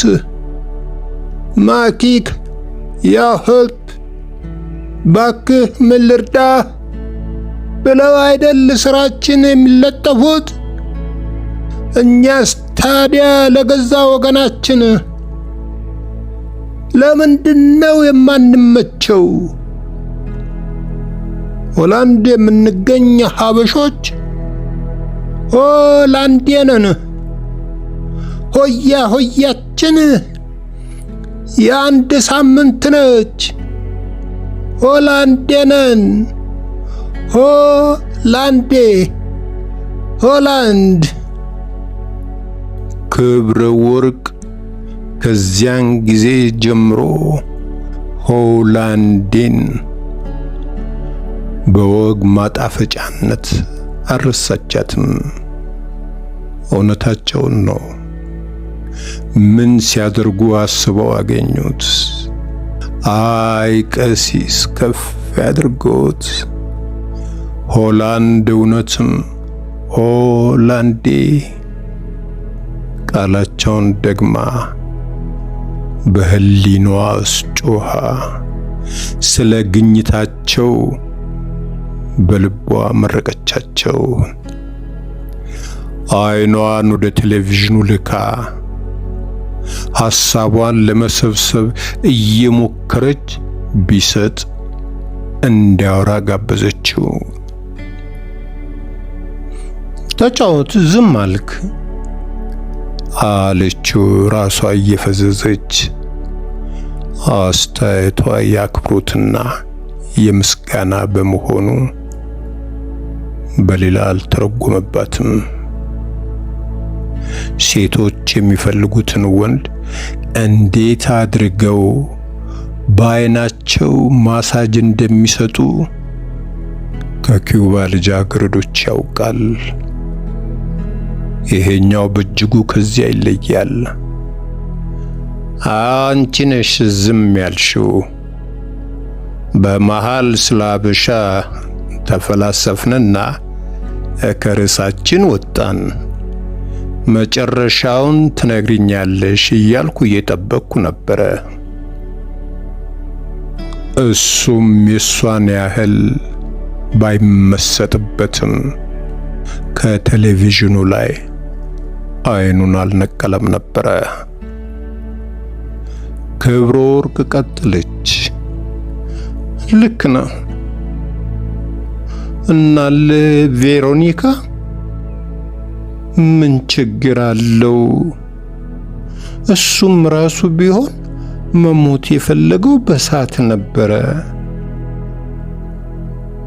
የቀብር አይነቱ ብዙ ነው። እንዶች ለምሳሌ አስከሬን ያቃጥላሉ። እኛ ባናጠፋለት ኖሮ ተቃጥሎ አልቆ አመድ መሆኑ ይቀር ነበር ወይ? ዳዳዳዳዳዳ ብላ ብዙ ተሟገትን። እዚህ ሀገር ዶቾቹ ቤት ስትሄድ በብልቃጥ ዱቄት እንደ አልበም እያሳዩ ይቺ እናቴ፣ ይሄ አባቴ፣ ያኛው አጎቴ ነው ይሉሃል። ለምን እንደዚህ የሚያደርጉ ይመስልሃል? አቋርጣ ጠየቀችው። ስለ መልሱ እርግጠኝነት ጥርጣሬውን በሚገልጽ ድምፅ ምናልባት ከልክ በላይ ስለሚያፈቅሯቸው ይሆን አላት። ለቀብር ገንዘብ ማውጣት ስለማይፈልጉ ብቻ ነው። ሃይማኖት ያስገድዳቸዋል እንዳትል፣ ሃይማኖት የላቸውም፣ አሕዛብ ናቸው። ቤተ ክርስቲያን እየዘጉ ዲስኮ ቤት እያደረጉት ነው። ከጭኗ ስር አልመች ብሎ ሲቆረቁራት የቆየውን ሪሞት ኮንትሮል መጅልጥ አወጣችና የድምፅ መስጫውን ቁልፍ ተጭና ጨመረችው። ደመ ነፍሷን ፊቷ ላይ ያንከባለለች ስትጫወትበት ቆየች። ኤልተን ጆን የሐዘን እንጉርጉሮን እያገባደደ ነበረ። ድምፁ ከፒያኖ በታች እየወረደ ወደ ውስጧ ጨለጠ። ዜማው ካለቀ በኋላ አይኗ የሚያየው ሌላ ትዕይንት ቢሆንም የጆሮ ታምቡሮቿ በዚያው ዜማ መናጣቸውን አላቆሙም። በልቧ ግጥሟን እየደረደረች ቢሰጥ ሳይሰማት ለራሷ ቀነቀነች። አይኔ ተጎልጉሎ ከእምባዬ ጋር ይፍሰስ፣ ውቅያኖስ ይሙላ፣ ምድሪቷንም ያርስ፣ አጥንቴም ተፈጭቶ ይበተን ይነስነስ፣ ገነት ትሟሽለት፣ በደሜ ትታሰስ፣ ቆዳይም ይነጠፍ ይሁንለት ምሱ፣ በቀኙ ከዋለው ከተማረች ነፍሱ፣ ገብሯት ትሰዋ የክብሩን ወርቅ ለሱ። ስላሴዎች ባርኩን ኩሪቤል ቀድሱ፣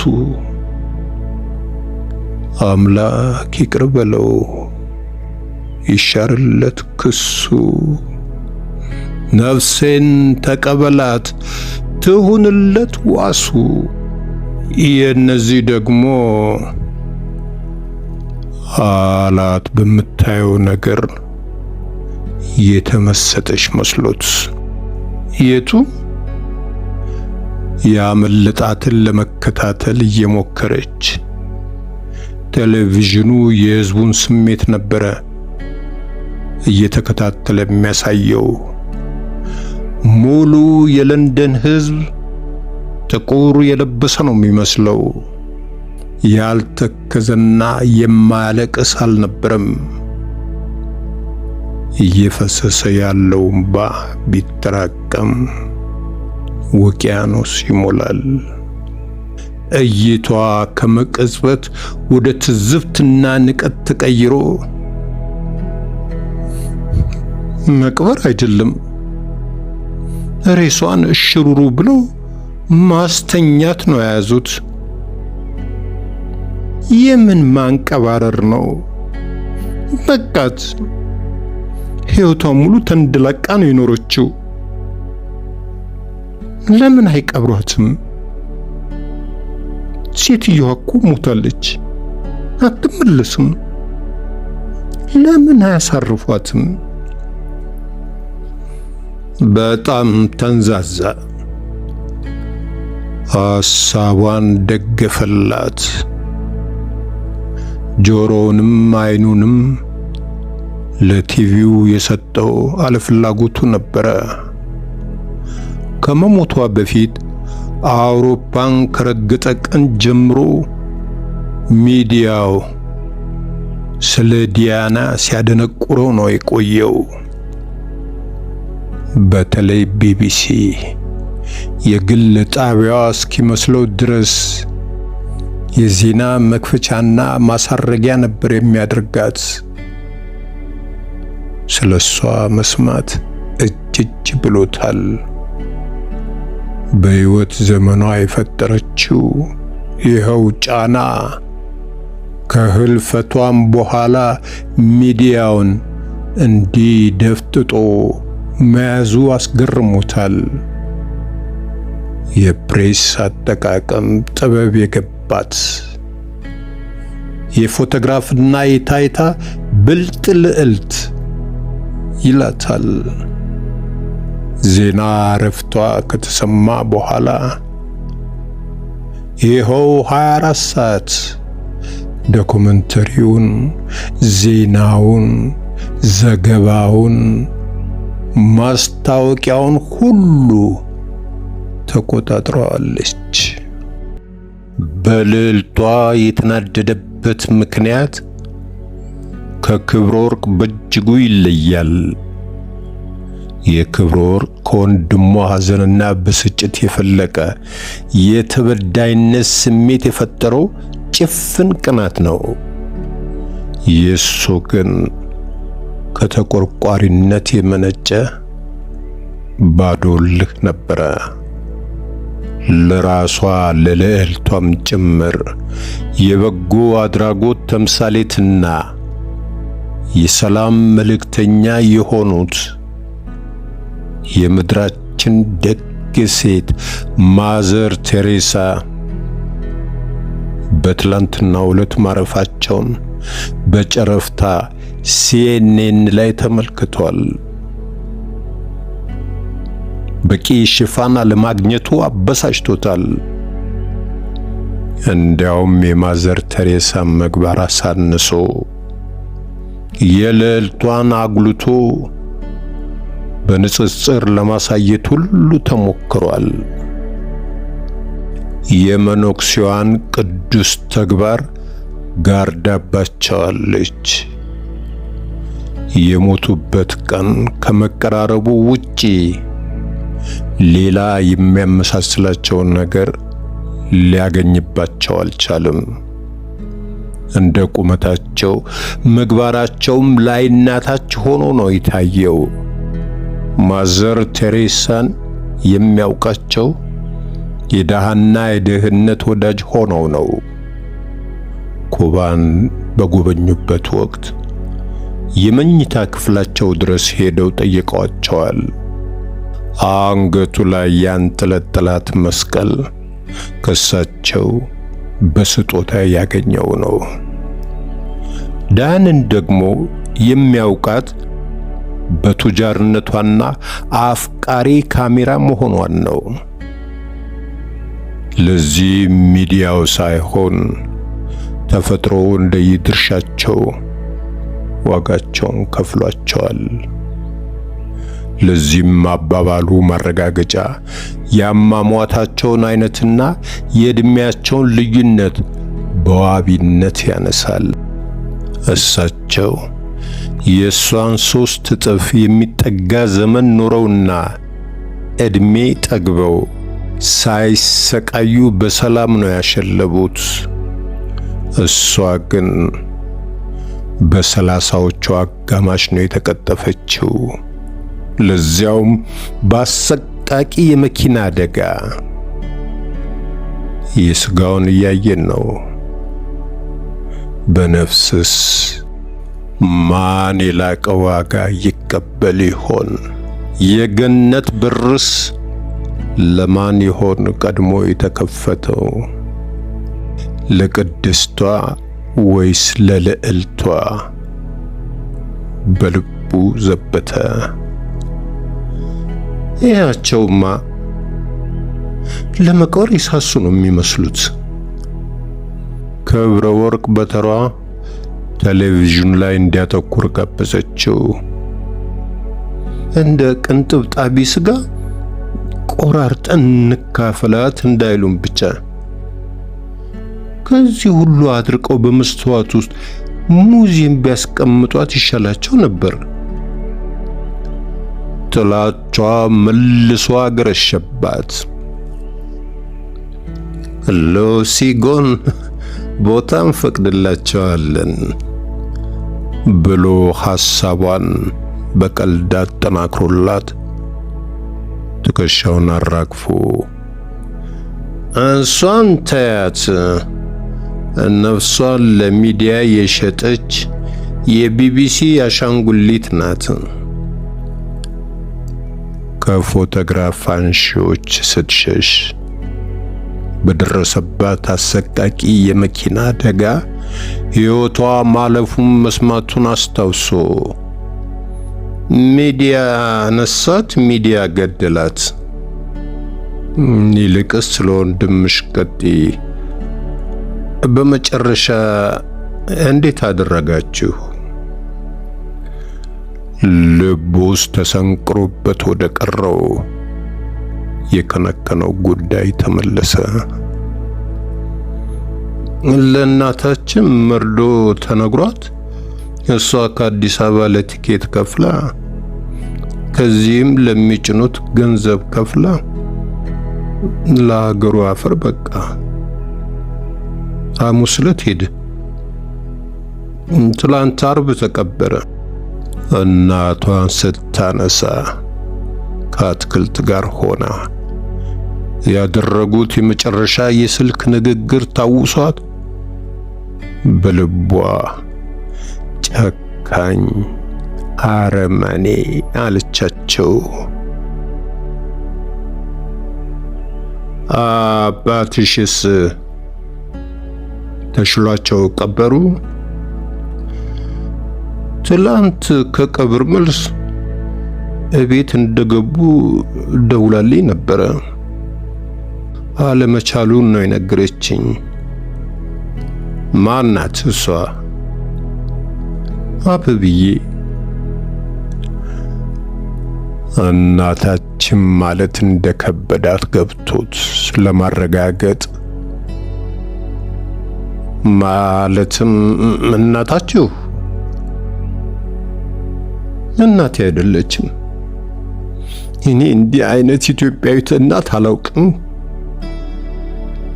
ትንሽ ስትተክስ ቆይታ እሷን ጥፋተኛ እንዳያደርጋት ከሀገር ከመውጣታቸው በፊት ስለነበራቸው ሕይወትና እዚህ ከመጡ በኋላ ስላጋጠማቸው ነገር ዝርዝር አጫወተችው። ትላንት የወንድሟን አፈር መቅመስ እያሰበች ስትነፍርቅ ነበር ያለችው። ከእናቷ ጋር በስልክ ከተነጋገረች በኋላ ይሻላታል። ከዚያ በፊት እህል ባፏ ማዞር አልቻለችም ነበረ።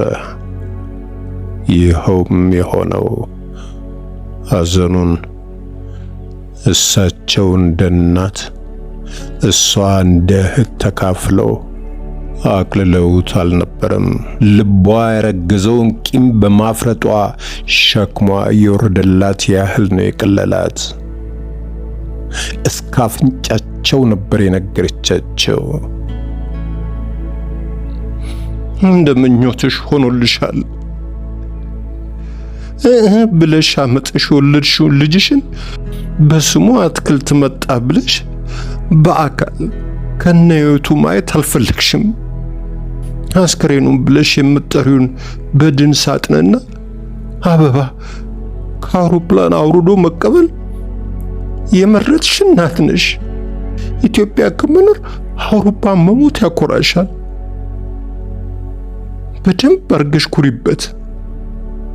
አውሮፓ የሞተው ልጄ እያልሽ ተስካሩን ማውጣት ጌጥ የሚሆንሽ ከሆነ አግጭበት። በደንብ አርገሽ ኩሪበት። አውሮፓ የሞተው ልጄ እያልሽ ተስካሩን ማውጣት ጌጥ የሚሆንሽ ከሆነ አግጭበት ብላቸው ነው የዘጋችባቸው። አድራጎቷ የወንድሟን ደም የመለሰችና የተበቀለቻቸው ያህል አርክቷታል። አልተጸጸተችበትም። አይቆጨኝም፣ ልክ ልኳን ነው የነገርኳት አለሽ በሆዷ። ቢሰጥ የነገረችውን ሁሉ አዳምጧታል። ማዳነቅ አልፈለገም። እናቷን የሷን ያህል አልጠላቸውም። ካለማወቅና ከግንዛቤ ጉድለት የተፈጠረ ስህተት አድርጎ አስፍቶ ነው የተመለከተው። አትክልት የት ተቀበረ? ድንገተኛ ጥያቄ ወረወረባት። ወንድምሽ ማለቱን ትቶ አትክልትም በስም መጥራት መጀመሩ ቅርርባቸው ቤተሰባዊ መልክ እየያዘ መምጣቱን ምልክት ሰጣት። ይህም ለተራበው የአይዞሽ ባይ ወገን ፈላጊ አዳኝ ስሜቷ ጉርሻ ሆኗት ዳግመኛ ተጽናናችበት። በእናቷ ላይ ያሳደረችውን ቂም ቸል እንድትልም አድርጓታል። የካ ቅዱስ ሚካኤል ቤተክርስቲያን ነው። የዋጠችው እምቧ አይኗ ላይ መልሶ ጠለለ። ግን ከአበብዬ በቀር ያሟሟቱ ሚስጥር ዝርዝር የሚያውቅ አልነበረም። አባቴ የመጣ ጊዜ ሐዘኑ እንዳይበረታበት ብዬ አትክልት ያለፈው በድንገተኛ ህመም መሆኑን ነው የነገርኩት። ለሶሻል ወርከሮቹ አስቀድሜ ስለነገርኳቸው ይህንኑ ነበር የነገሩት።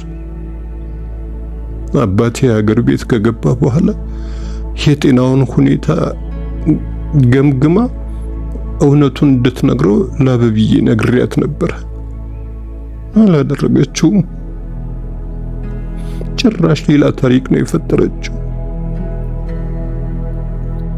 ምን የሚል? በጉንጯ ላይ እየተንቀራፈፈ የሚንሸራተተውን እምባዋን እያደራረቀች ከኮሌጅ ወደ ቤት ሲሄድ በደረሰበት ድንገተኛ መኪና አደጋ ህይወቱ እንዳለፈ አድርጋ ነው ያስወራችው። ምናልባት ጥፋቷን ለመሸፈን ያደረገችው ነገር ሊሆን ይችላል። አላቅም መሰለኝ። ለኔ ሳልጠይቃት እንድትዋሽ የተገደደችበትን ምክንያት ገልጻልኝ ነበር። እኔ ግን አልተቀበልኳትም። ምን አይነት ምክንያት ሰጡሽ? ሰምቶ ዳኝነቱን ለመስጠት እንደጓጓ እያስታወቀበት እሷ ከቀብሩ በፊት በቤተ ክርስቲያን ፍታት እንዲደረግልህ ስለፈለኩ ነው የምትለው። በኦርቶዶክስ እምነት ራሱን ላጠፋ ሰው ፍታት አይደረግለትም። ንግግሯ ለዝብ ወዳለ ቁጣ እየተቀየረ ያም ቢሆን አባታችን የነፍስ አባት አይደለም፣ ወላጅ ነው። እንደ አባትነቱ ደግሞ ስለ ገዛ ልጁ አሟሟት ይሄ ማወቅ መብቱን ልታከብርለት ይገባ ነበር። እኔ እዚህ እንዲደበቀው ያደረኩት በሰው ሀገር ብዬ ነበር።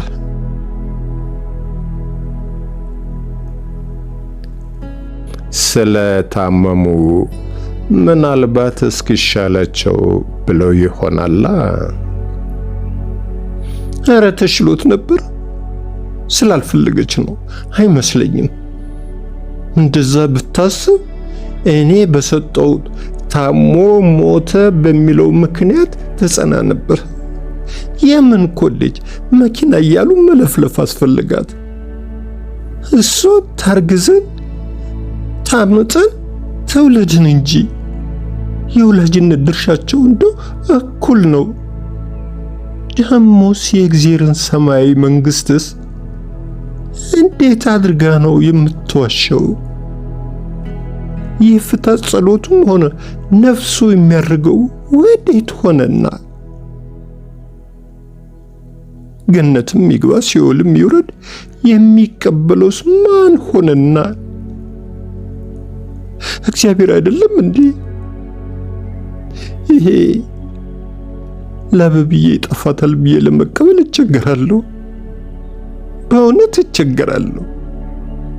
የእሷን ጭካኔ ሳስበው ምን ነው እኔም ተጨምሬ አብሬ በአንድ ሳጥን በገባሁ ኖሮ እላለሁ።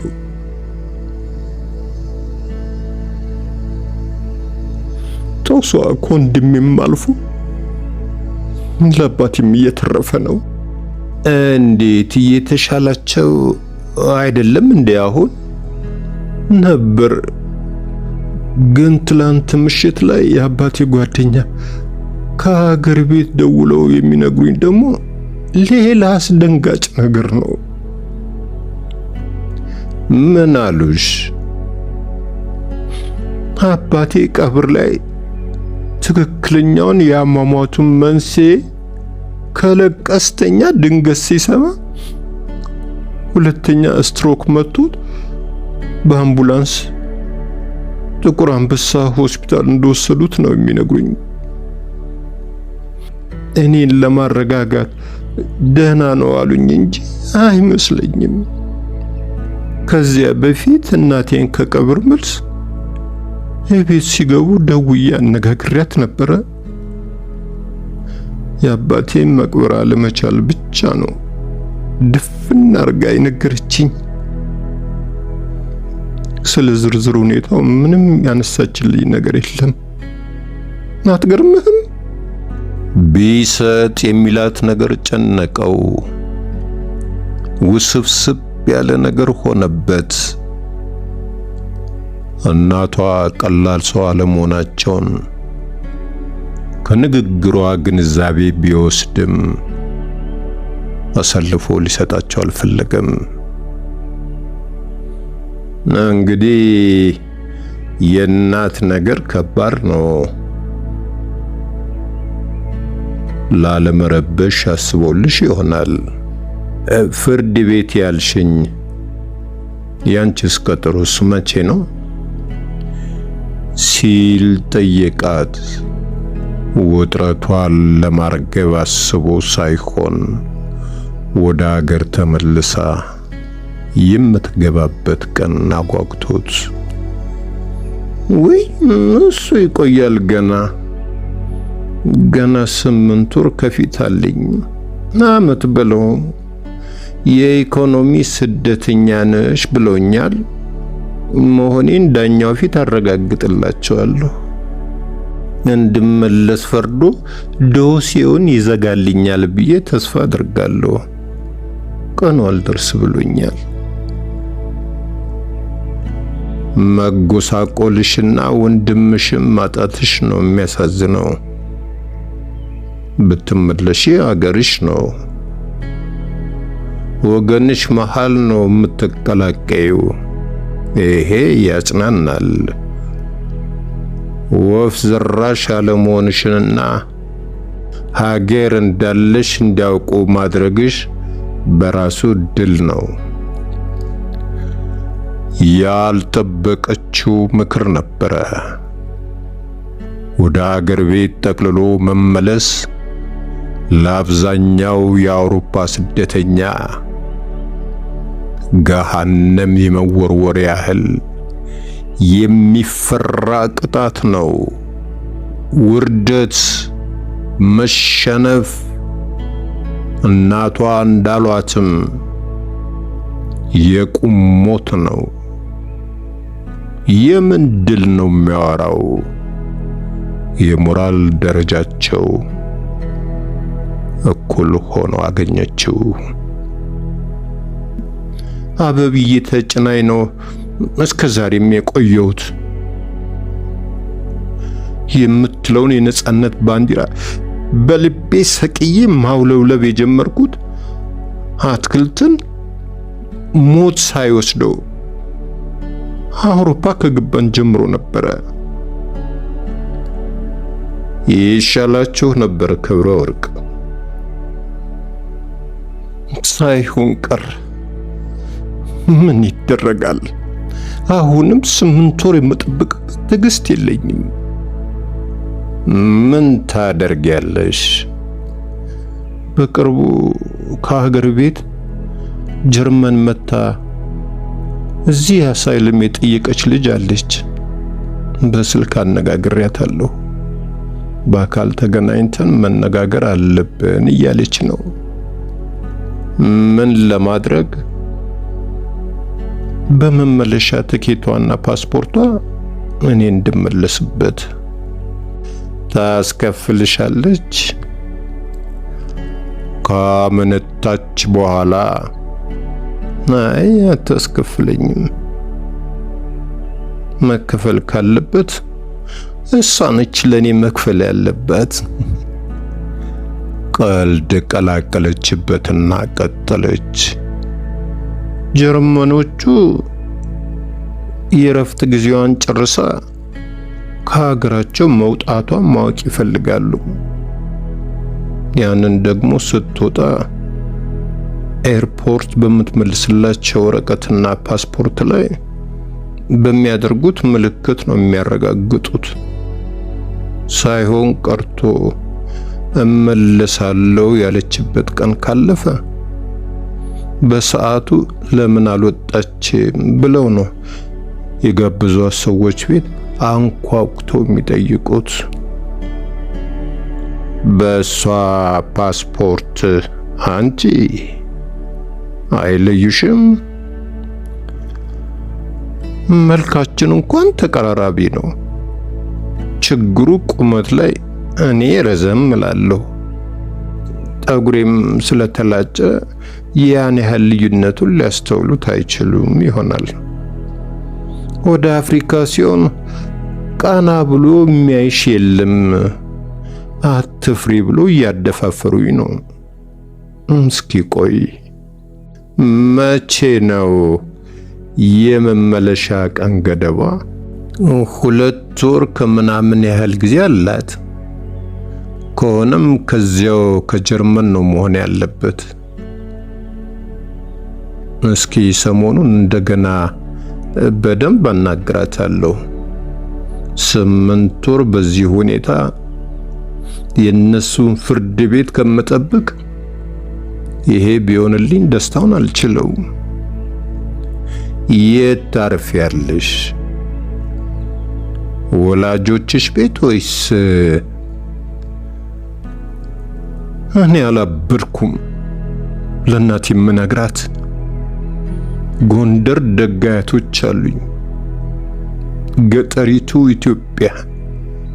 እነሱን ነው የምቀላቀለው። ምን አመጣሽልን ብለው እጄን ሳያዩ የምተኛበትን ሰሌን አንጥፈውና ልባቸውን ዘርግተው በፍቅር ይቀበሉኛል። ሌላው ሁሉ ትዝታ ሆኖ ይቀራል። ወንድሜን በማጣቴ ሳዝን እኖራለሁ። ህልሙ ይህ አልነበረም። እንደ አባታችን ፓይለት መሆን ነበር የሚፈልገው። ብሩህ ጭንቅላት የነበረው ልጅ ባጭሩ ተቀጨ። በእጇ የጨበጠችውን ሪሞት ኮንትሮል በተወጠረው ቀሚሷ ላይ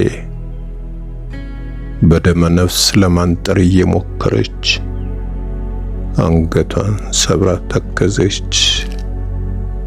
ከተቀመጠበት ወንበር ላይ ወደ ታች እንደዛ እንደቆዘመች ልብ ብሎ ሳያት በጆሮ ግንዷ የሚፈስ እንባ ተመለከተ።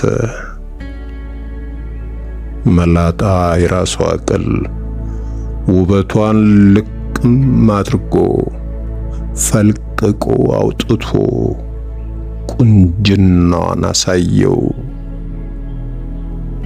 በሰው ሰራሽ ቅመማ ቅመምና ቅባት የታሸ ቁንጅና እንዲህ ቁልጭ ብሎ አይታይም። በእንባ ሲታጠብ አብሮ ነበር ደብዛው የሚጠፋው። ወይም ሙሽራው እንደተቆረጠበት የኮባ ቅጠል አፍሮ ወዲያው ነበር የሚዝለፈለፈው። አይቆይም። ይህ ግን አጋዥና ድጋፍ የሌለው እርቃኑን ቆሞ የሚጮህ እውነተኛ የተፈጥሮ ውበት ሆነበት። አይኑ ሊጠግባት አልቻለም። ለካስ ከኩልም በላይ የሴትን ልጅ አይን እምባ ያሳምረዋል። ለካስ የሴት ልጅ ጸጉር እንደ ልጣጭ የውበቷ ሽፋን ነው ከሚል ድምዳሜ ላይ ደረሰ። እንዴት ታምራለች! በልቡ አደነቃት። ውስጣዊ ብስለቷንም ጠልቆ አይቶታል። ቢሰጥ ግማሽ ቅዳሜን በክብረ ወርቅ መኝታ ክፍል በዚህ ሁኔታ ነበር ያሳለፈው። ወደ ገዛ ክፍሉ ከተመለሰ በኋላም ከሐሳቡ ሊነጥላት ባለመቻሉ ቀኑ ከብዶት ዋለ።